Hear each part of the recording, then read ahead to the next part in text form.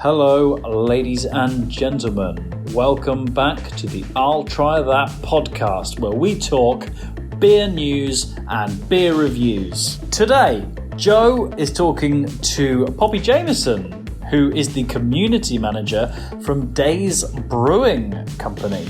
And haven't we got a treat for you listeners? Enter I'll Try That 20 at daysbrewing.com for 20% off your next order from Days Brewing. That's going to be our pursuit of hoppiness, but I'm going to pass over to Mr. Drabwell, who has got a hop topic for us. Don't you, Mr. Drabwell? I do. So if I was to say classic British sitcoms, what would come to mind? Open All Hours. Yeah, Open All Hours. Blackadder, yeah, classic. I would say even more famous than that.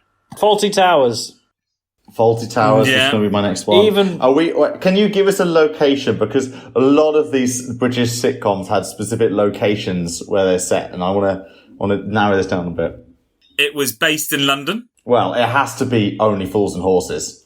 Yes, Only Fools and Horses. Horses. Trotters Independent Traders with Rodney and Delboy. So come across my hunting for a hot topic today. There is going to be an Only Fools and Horses themed pub opening up in Farringdon, and it's going to be called the Nag's Head, after, of course, Delboy and Rodney's local. Fair play. Yeah, I like that. I think this is going to bring back a lot of nostalgia for a lot of people. I think they'll see this and they'll like that. You know, everyone loves a bit of a throwback, don't they? Nostalgia is not what it used to be, Joe. Another long fuse joke. I like it. There's a lot of people shaking their heads right now. I can tell you that. So what I really enjoy is they're going to have the prices of the beer are going to represent the time period that Only Fools and Horses was set in. So can you guess how much it's going to cost for a pint of beer there? So bear in mind, it was set in the 1980s. Yeah, so we're going back in time, so it's going to be less, right? You'd have thought. So we're saying what would we pay for in the 1980s if this is the 1980s? For a pint of beer. Okay. I'm sorry to any of our listeners of a more advanced years, but were any of us alive in the 1980s? We certainly weren't buying beer in the 1980s, let's put it that way. That's maybe a better way to put it. So we have no frame of reference for this. So stab in the dark. Just before you say that, Joe, again, any listeners we have of advanced years, let's remember this is post-decimalisation, so don't say anything in shillings, because that's just going to make us look silly, okay? Yeah, get out of here with your farthings or whatever. I used to pay with a postal order. Trying to trade with a chicken. But go on, Joe. I think you're about to hit us. Go on. How much do you reckon? I'm guessing average pint in the UK. I think we had that confirmed a few episodes back as being about £4.50. I think on average something around like that. the UK. I want to say £2 for a pint. No, still too high, Mr. Druitt. Yeah, I have a funny feeling I'm going to just start crying when I find out the correct answer, but I'm going to aim low. I'm going to say £1.05. You're slightly closer, but it is going to cost 83p a pint. No, get out. Love that. What's 83 pence. 83 pence for a pint. Get out, Richard, you Wally, you donkey. What does that mean? Does that speak to the quality of the beer, or is that just a gimmick? There's been subsidised. The beer's being subsidised for the fact that it's a theme pub. It's definitely going to be subsidised because it's a theme pub, and it is only open for 2 days. Oh, okay. Hang on. So what you've just described to us really is a pop-up. Yeah, something that's only bar. going to be up for a little bit and then go away. And well, you described this, Richard, as if this is where all the Only Fools and Horses fans across the UK, it's like their home. You know, they can go back to, they can relive the glory days of the old Only Fools and Horses. They can dress up like Delboy. They can go in like Rodney. And all of their pints for 83 pence. Do you think they also get to fall through the bar like Trigger as well? There's going to be a huge queue to do that, I reckon. Yeah. Look, well, they can if they book a ticket and they manage to get a slot within those 2 days. Barbie, you've just dropped a little bit of knowledge there about Only Fools and Horses. I feel like you might know a little bit more than you're letting on here. So I've got a few questions here to put to you both. Some Only Fools and Horses trivia, as it were. Okay. And I want to try and test your kind of how much of a Only Fools and Horses in the back of your mind knowledge there might be. I want to put it out there. My knowledge is only surface level. I never really watched it, weirdly. But I will do my best. I feel like with most of these things, this has been around for a while. We've experienced Only Fools and Horses. There might be a few nuggets in there. Under promise. In that swimming around. Okay. First question, and play at home, alongside listeners. I'm sure you'll get these questions and answers a lot faster than Rich and Travis will. Rich and Travis being the same person. So, Rich and Barber. Rich and Travis, his split personality. Barber's just going to watch. Yeah. This is only Rich playing this game. Yeah. So play along at home. Say, Uncle Albert famously took part in the Second World War, but was he in the Navy, the Air Force, or the Army? Navy. Richard Travwell, you nailed that. 1 point to Gryffindor. Well, so you didn't say it was fastest finger first, and that didn't help the fact I was going to say Air Force a minute later. Okay. Number 2. What was the name of Boise's flirtatious wife? Marlene. Nailed it. Get out. Barber gets it. Okay, we'll do a couple more of these. Number 6. Now, this one you might not know, Number but you 6? can probably take us. Yeah, I'm jumping ahead. There's a whole list of 20, and I've jumped to 6. You just couldn't count.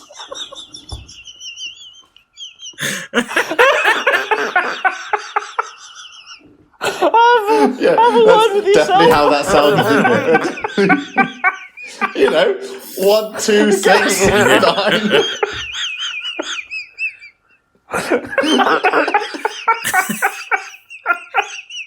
Flyby. Question number H. Number H. Okay. Yes. Which football legend joined the cast for a sports release David special Beckham. in 2000? Wow. Didn't even finish the sentence of that question.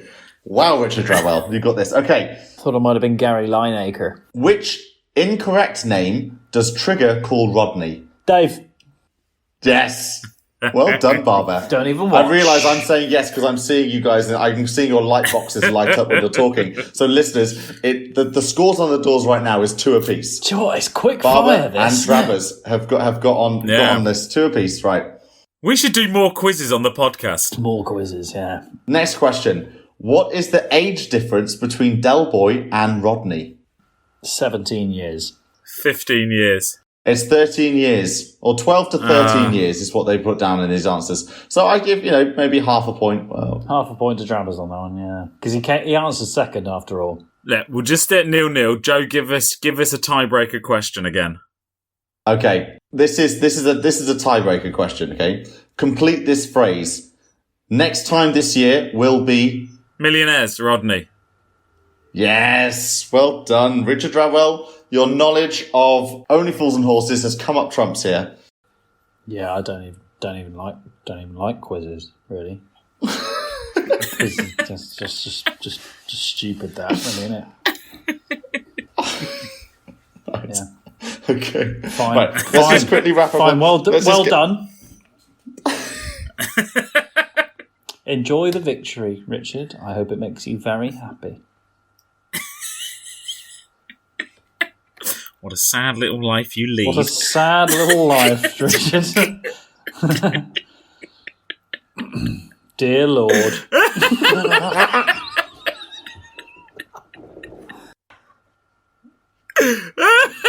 You ruined my night so that you could win the quiz.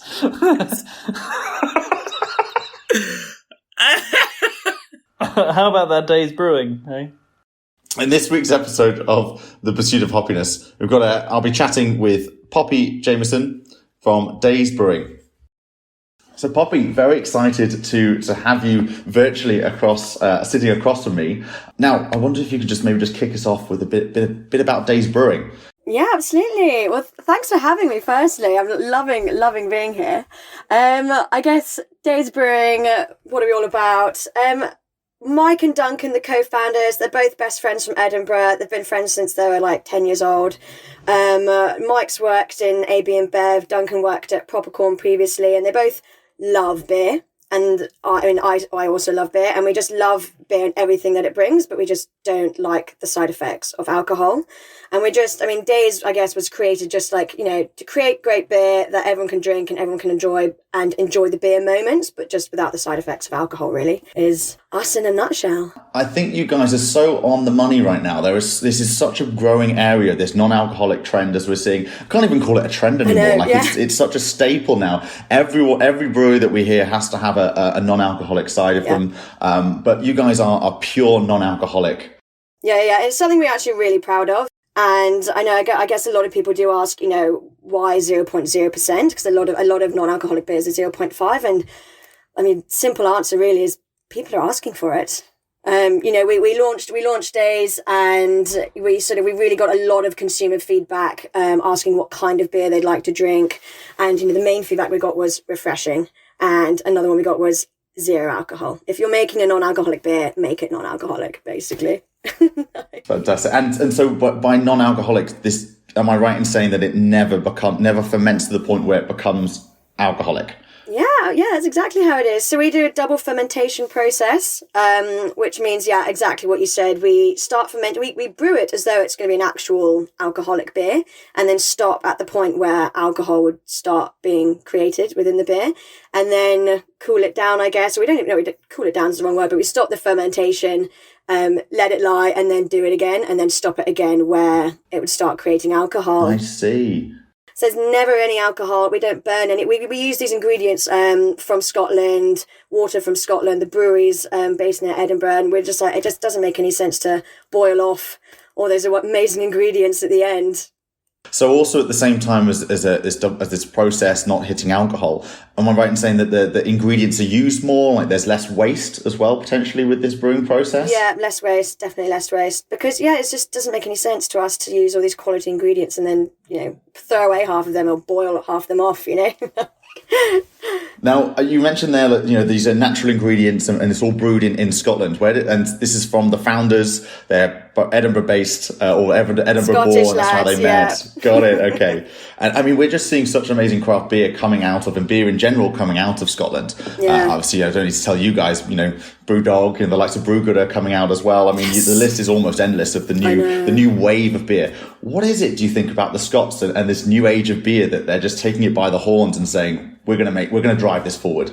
God, I wish I could tell you, really. I think the Scots just love beer, quite frankly. I think they've realised that, they make amazing whiskey, obviously. I don't think there's going to be a non-alcoholic whiskey anytime soon, so beer's maybe the next non-alcoholic option. But I think they've just, everything's just so great up there. Even when I first tried Days beer, and I swear I'm not just saying this because I work here, but I honestly was blown away I was like, this water is just so refreshing. Like what's used in the beer is just so refreshing. And then obviously Mike and Duncan, the founders, were like, well, that's Scottish water for you. And I think there's just like an element of pride there's obviously a Scottish pride anyway. And then the pride in Scottish ingredients, it's just quality stuff, really. It is quality. I think, as you said, it's been good enough for whiskey for many, many years. It's definitely good enough for beer as well. Now, having to flick through some of the materials that have come through, and of course I've gone through the website as well, and I'm quite intrigued to know a bit more about your work, with mental health projects. I wondered if you could tell us a bit more about that. So we're obviously 0% alcohol, and so we have this thing called Days Duty, which is basically our initiative to give 2% of all sales to organisations that empower fresh thinking towards mental health, which basically just mirrors the duty that alcohol companies would pay the government as tax.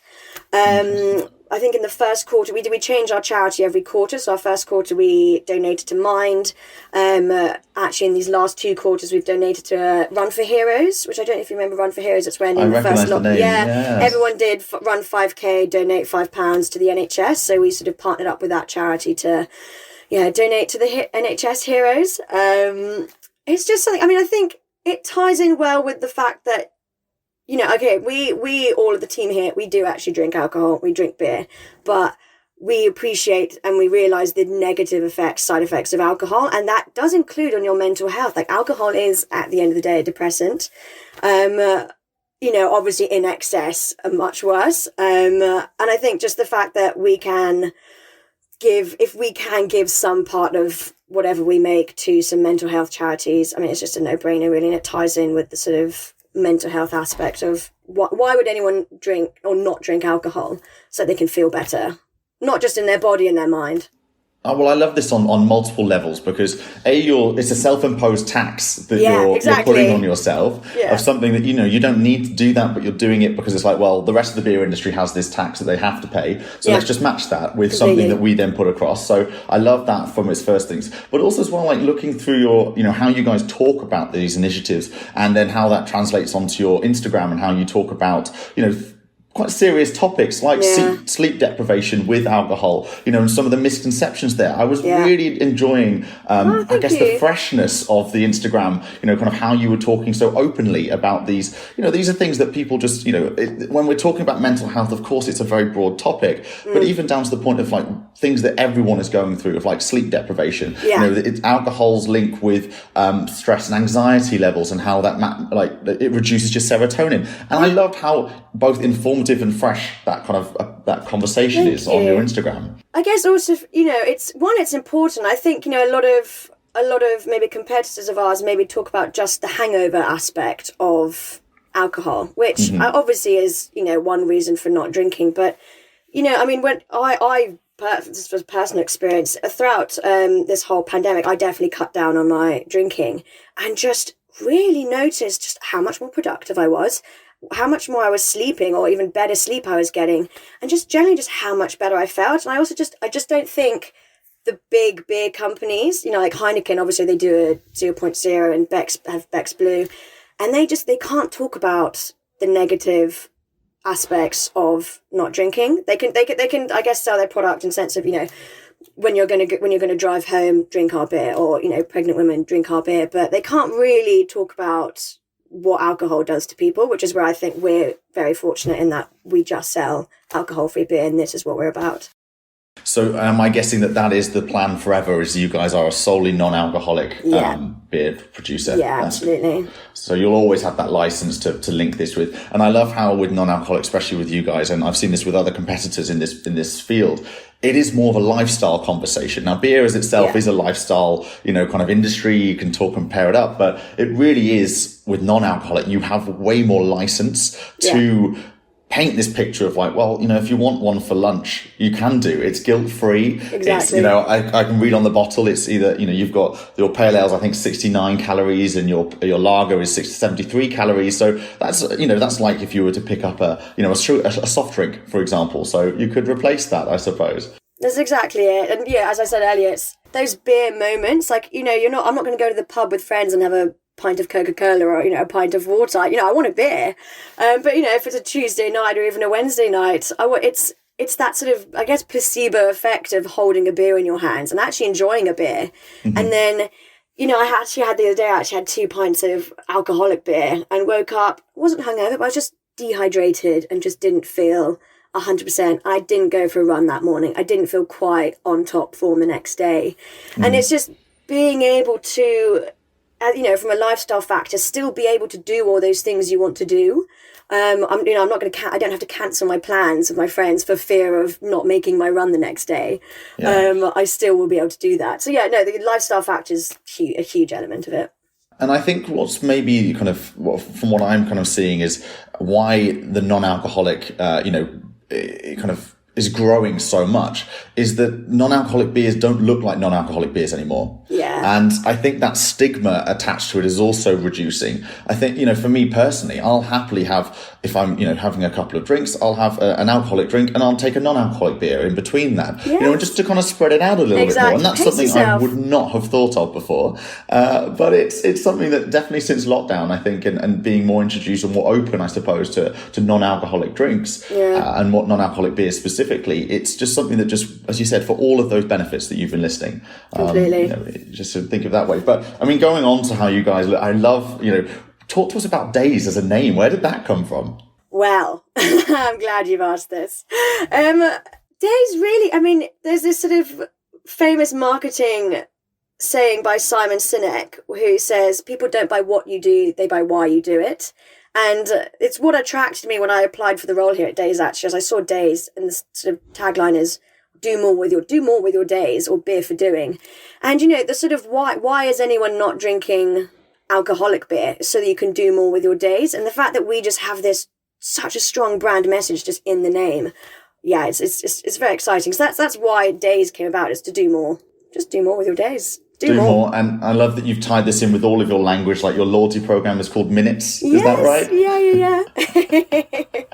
So tell us about Minutes and how that works with as a Minutes program. is essentially just our loyalty scheme where if you, where basically you add up X amount of minutes, which will then get you an hour, which will then get you a free case of Days, essentially. And you can do that by subscribing to our newsletter, referring a friend, sharing about us on social, following us.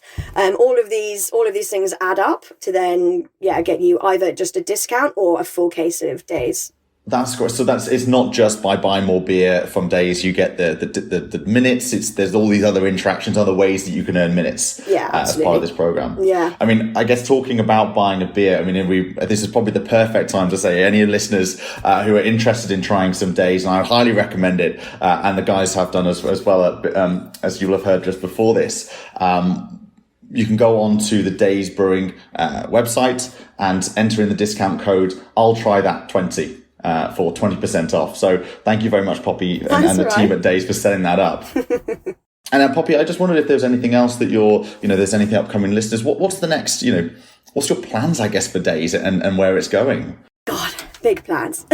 Well, we're about almost a year old. So I think by the mid-September, we will have reached our 1 year anniversary. In terms of what we've got coming up, I mean, just growing the team. It's just me and 3 other people at the moment, which I'm absolutely loving. We run a run club in London every Tuesday where you come for a run, you run about 5K. We've got running coaches. We do a bit of yoga afterwards and obviously have Days beers in the park afterwards. You'll probably see us at the finish line of a lot of races that are going on across the UK. So if you've signed up for any triathlons or 10Ks, be sure to spot Days at the end for your free bottle of beer. Poppy. I love how you guys have the license to really lean into athleticism and keeping people active, and this doing more tagline just works so well with all these events. I mean, you can push all the other beer companies away to say you guys couldn't even touch this. No, this is. But not... also, all the big beer brands are, we spotted the days are sponsoring, all the big football matches, and we're thinking, it doesn't make any sense to, run a triathlon and then have alcohol afterwards. You need to hydrate, but also celebrate the fact that you've done a big event. What else have we got coming up? Well, we will be donating to Run for Heroes charity as our day's duty at the end of the month. So if anyone has any suggestions for future mental health initiatives, please let us know. And how can people get a hold of you? hey@daysbrewing.com would be the best email, and I'm on that one. Lovely. and then where can they find you across, I'm sure, Instagram and feel free. I mean, I'm constantly on Instagram, so or you can just DM us on Instagram. We're also on Twitter, we're on Facebook, LinkedIn. Feel free to follow us on our individual profiles on LinkedIn. Yeah, we're everywhere. And Strava. We're also on Strava. Love that. I think they're probably one of the only beer companies that must be on Strava, right? I think we might be. That's fantastic. Sure. But it makes perfect sense. Go where the runners are. Exactly. Well, Poppy, this has been an absolute pleasure. So thank you so much for agreeing to come and talking Days with us. And thank you again for all the free beer. We've been definitely enjoying this. The guys are loving it as well. So thank you very much. And we can't wait to hear and see a lot more of Days coming up. Amazing. Thanks so much for having me. I've loved it. Fellas, listening back to that, obviously lots of good stuff about Days Brewing. I feel like we are better educated now to the worlds of non-alcoholic and why non-alcoholic beer is getting such a resurgence. But let's go to the all crucial taste test. Richard, your first thoughts on the lager. Let's start with the lager. So we've tried some zero alcoholic, non-alcoholic beers before. I'm going to say it. This is probably the best one I've had out of all of them. Initially, when I've tried, it was Freestar and stuff like that. I was a little bit umming and ahhing. But I tried the lager, and I tried it straight away, and I was like, you know what? This ain't half bad.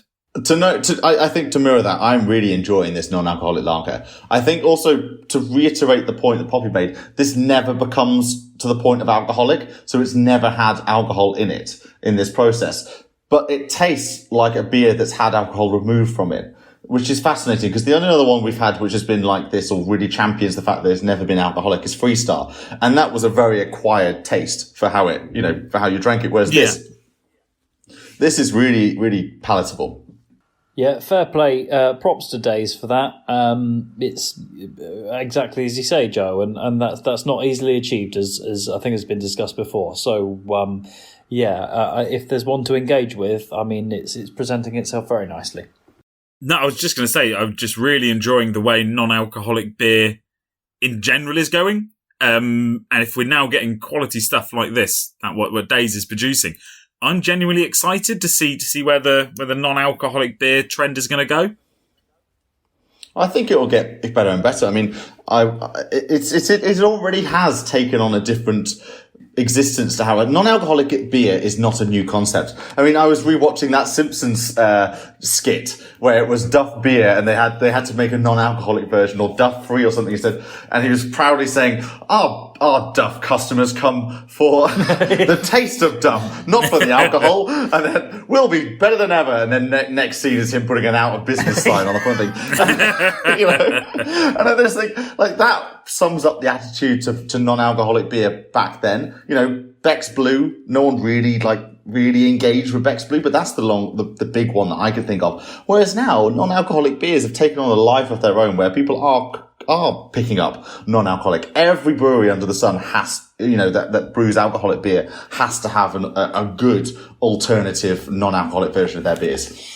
There are some exceptions that have made very bad versions of their good beer into non-alcoholic versions. We've talked about these before, but I would say that, for Days that are talking about, they are really positioning themselves as a lifestyle brand, really pitching themselves around being paired with sports. I'm loving their health messaging that they're talking about online. I've talked about it on the pod with Poppy. I was really enjoying the messaging about Instagram, about mental health, and, their links with the serotonin, and just relaying some of the facts about alcohol. And so they're very clearly positioning themselves as, no, this is better for you. This is a wellness product.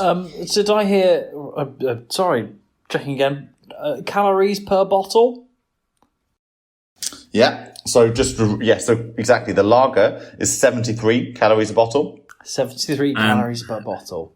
That's wait there. And the pale ale, 69 calories per bottle. But talking about the pale ale, we've been very complimentary of the lager.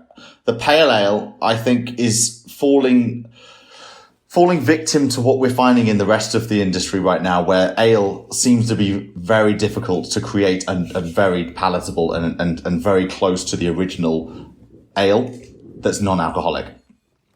I feel like the pale ale is very quaffable. I would use the word quaffable. You have been at the thesaurus lately, haven't you, Joseph? I don't know if you know, but I'm starting my Cicerone course. Yeah, it's very drinkable. It goes down well, but it's certainly kind of lacking a little bit of flavour. And I think it's just because the bar for pale ales, which they're replicating, is incredibly high, especially in the newer breweries in the craft beer industry, in the craft beer scene, I should say. There's a really high bar with pale ales. They are where they need to be with the industry. There's quite a lot of it. They're probably about bang average with the taste of their pale ale right now in comparison to quite a lot of the firms. They're definitely not on the bad spectrum. We've talked about some bad ones on non-alcoholic ales on this pod. Talked about some horrific ones. Some horrendous one. But there are, a couple of others that have just eked them out when it comes to the taste profile, for their pale ale. But I would say, all in all, absolutely loving what we're hearing and seeing from Days Brewing. Cannot wait to keep in contact with them about their, what's next for Days Brewing. Poppy alluded to that a little bit earlier on in the interview. And if you do find yourself at a triathlon or sporting event around the UK, you are very likely to see Days Brewing, maybe even Poppy waving at you at the finish line with a Days in hand. And I would definitely recommend picking that up. So, as we said, we highly recommend you guys trying Days out. As we mentioned before, we do have a promo code for you guys to use. So that is, I'll try that 20. Enter that in at the end, at the checkout, and just get yourself some days in your life. Definitely worth it. And that's all we have time for this week's episode of the I'll Try That podcast. And so from me, Joe, Rich, Barber, and Simo. Goodbye. And don't forget to follow us on Instagram, Twitter, I'll try that podcast.com. And watch us on YouTube. Goodbye now.